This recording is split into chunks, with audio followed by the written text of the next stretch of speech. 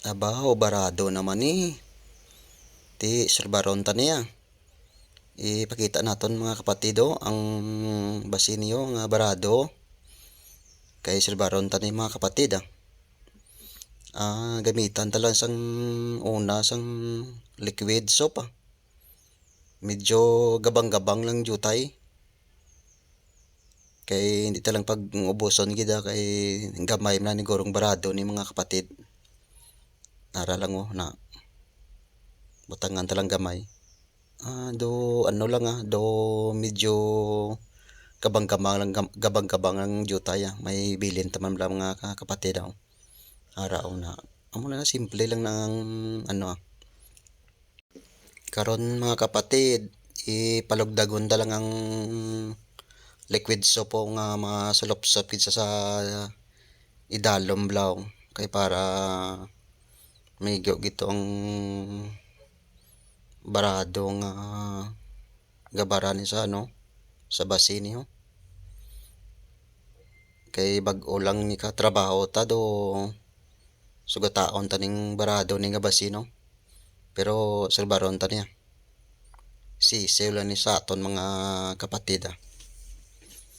Ara no. Ga matamat na sa pedalom. Na dugay-dugay ni anong tala niya. Masurbar gani. Ara na. Matamat na sa panaog ang hapon.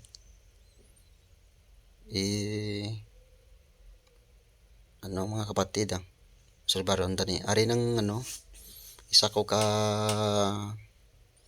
ano gamit man.